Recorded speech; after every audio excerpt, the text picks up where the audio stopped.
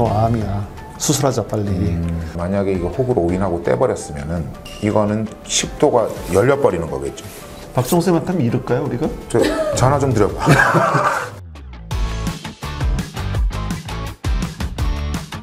다음 환자는 조금 특이한 케이스라고 하는데 어떤 특이한 케이스였던 거죠? 이용상 교수님 환자 케이스인데요. 이게 굉장히 갑상선 혹하고 오인하기 쉬운 개실이라 그래요. 개질이요? 개실. 개실? 곁주머니라고 하는데 보통 이건 대장 개실 이런 건 소리는 들어봤을 거예요. 처음 들어보는데요? 꽈리처럼. 꽈리도 처음 들어봤나? 이제. 꽈리고추요? 이 슬라이드 보시면 개실이라는 거는 이렇게 쭉 볼록. 튜브처럼 가 있는 기관에 이렇게 볼록하게 튀어나오는 거예요.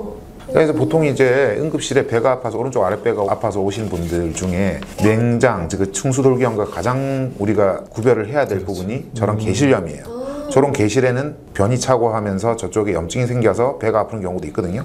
그러니까, 똑같아요. 그리고 저게 정말 그 위험한 게 맹장인 줄 알고 들어가는 거예요. 충수돌기염인 줄 알고 수술을. 근데 저런 게 있으면 저런 건 원래 수술하지 않아야 되거든요. 사실 저것 때문에 옛날에 우리 레지던트 때 진단 제대로 못했다고 혼나고 그랬어요.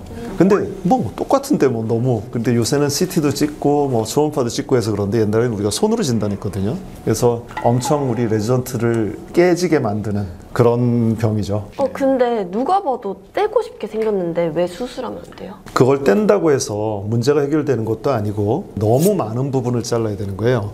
대장도 그 옆을 다 잘라야 되니까 충수돌기로 그것만 딱 띄면 되는데 저건 아니에요. 저렇게 딱 잘라지질 않아요. 잘. 그거 잘못해놓으면 대장 쪽하고 이게 피스툴라고 해서 샌다죠. 복막염이 돼버리고. 그래서 이건 이제 이용상 선생님 환자 케이스인데 각상선암 진단은 받으셨어요. 오늘 받고 우리 병원 오셨고 왼쪽에 6mm짜리 유두암 진단을 받았었습니다. 근데 이게 뭔가 혹이 하나 보이죠. 이렇게 이제 수술할 때 만약에 이거 혹으로 오인하고 떼버렸으면은 이거는 식도가 열려버리는 거겠죠. 근데 저거는 지금 우리가 알고 있으니까 저렇게 생각하는 거지. 저걸 처음에 딱 초음파만 딱 봤다 그러면 외과 의사들이나 내과 의사들이나는 이제 초음파를 직접 찍는 게 아니라 찍어준 걸 보는 거죠. 근데 사실은 저걸 이제 본 사람들이 초음파 그 진단 기기를 옮겨가면서 이렇게 찍어보면 다르게 느껴져요. 그래서 저거는 솔직히 말하면 우리가 참 보기가 어려운데 내 경험이 하나 있어요. 내가 조교수일 때 내 친한 안과 의사가 저런 사진을 딱 들고 와서 고민을 엄청 하면서 야 한서가 이거 좀 난 그 친구한테 내가 뭐라 그랬냐면 야 내가 솔직하게 이야기해 줄게. 너 암이야. 수술하자 빨리. 근데 나중에 알고 보니까 이거였던 거예요. 개실이었고. 그 친구가 그래 나를 지금도 돌팔이라고 정말로 엄청 놀리는데 술만 뭐 야 너 돌팔이가 새갖고는 그런다니까. 아니 이게 진짜 되게 헷갈리나 봐요. 명의도 돌팔이가 될 수 있는 그 친구는 여전히 내가 돌팔이. 친구여서 더. CT를 보면 까만 게 공기가 통하는 기도, 그 아래쪽에 이렇게 보이는 게 식도. 근데 이건 사실 경계가 어느 정도 돼 있죠. 그러니까 저렇게 보면 우리가 개실인 줄 아는데 그래서 CT와 초음파를 같이 찍는 게 중요한 게 저런 걸 감별해 줄 수 있어요. 근데 아까 초음파만 봤을 때는 사실은 경험이 부족한 사람들은 저걸 딱 암이라고 볼 수밖에 없어요. 더 흉악하게 생겼거든요. 네. 저는 솔직히 말하면 이걸 봐도 저걸 봐도 모르겠습니다. 끄덕끄덕은 했는데 근데 이게 초음파를 직접 우리가 하면 사실 구분 가요. 요즘 초음파 하도 발달해가지고 CT에 뭐 그게 좀 유용성이 조금 저는 폭이 줄어드는 것 같아서 사실 저는 초음파 찍고 뭔가 이상하면 CT를 찍는 그렇게 지금 진행하고 있는데 아니 근데 예, 요새 발달을 보면 타당성이 있는 이야기예요. 이제 초음파가 예전하고는 차원이 다르게 발전했습니다. 근데 그럼에도 불구하고 초음파가 못 보는 부위를 보기 위해서는 CT를 찍는 건데 이 접근 방법 괜찮아요. 그래서 보고 한번 걸러주는 거죠. 이 환자는 CT가 필요해.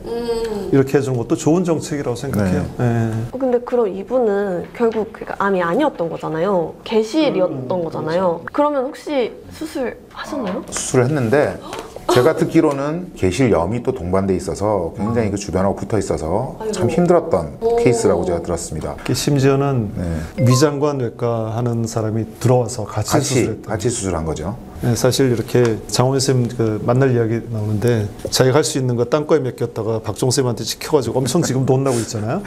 근데 저것도 마찬가지예요. 내 생각할 때는 저걸 미리 알았으면 손대지 말아야 하고 그 손을 대더라도 저 정도라면 해도 되거든. 근데 이제 우리 이용상 쌤이 이제 우리 지금 센터장이죠. 근데 너무 사람이 그 뭐랄까 세심한 거야.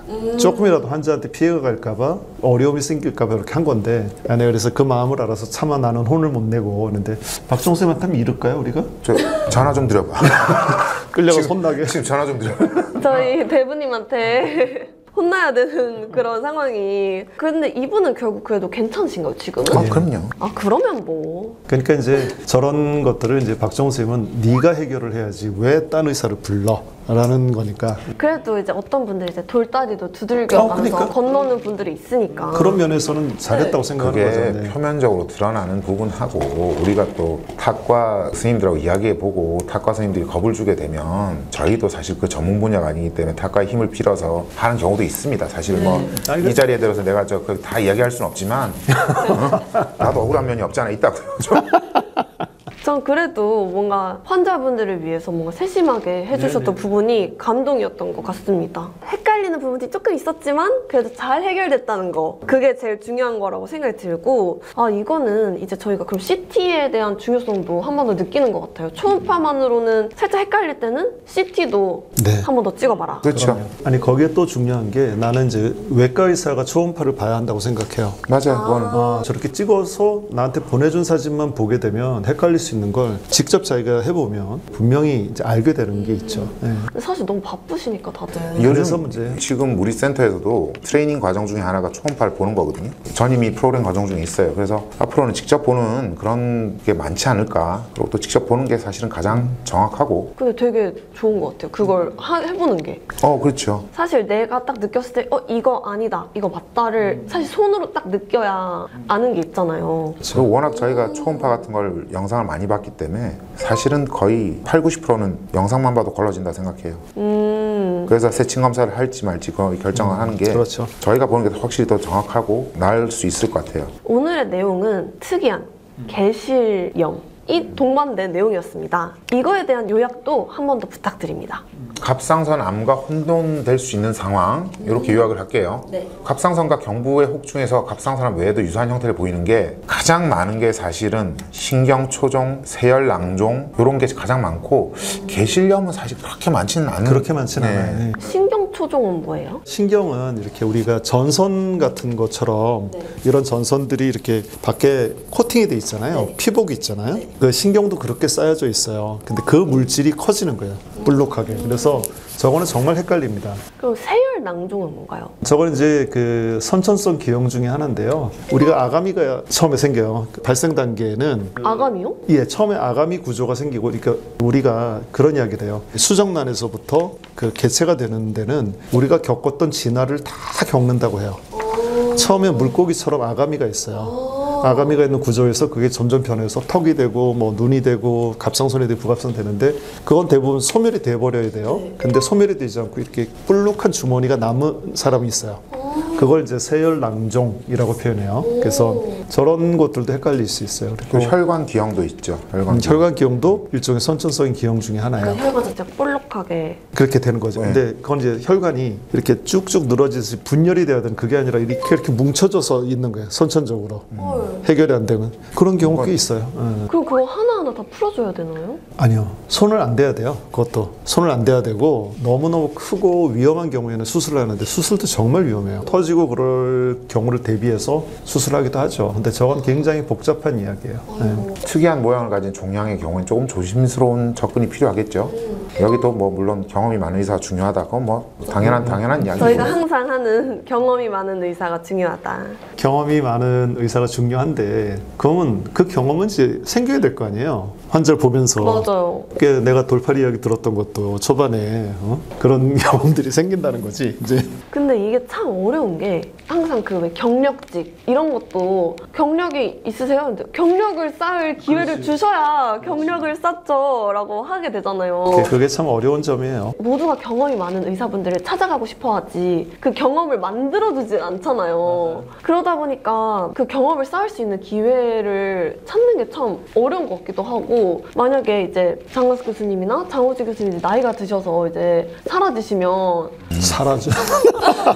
뭔가 이 경험이 많은 의사를 찾는 그 과정이 어려울지도 모르겠다. 그래서 우리가 키워야죠. 빨리 키워야죠. 그러니까 후배들, 제자들을 빨리 키우려고 노력하는 게 이제 그런 것들이죠. 그러니까요. 참 어려운 것 같네요. 예. 하지만 키우시고 계시다는 점 알려드리고 오늘도 예스클리닉 여기서 마무리 짓도록 하고 저희는 또 다음 시간에 많은 증례들 그리고 또 뭐 특이한 케이스들을 모아서 돌아오도록 하겠습니다. 여러분 모두 감사합니다. 네, 감사합니다.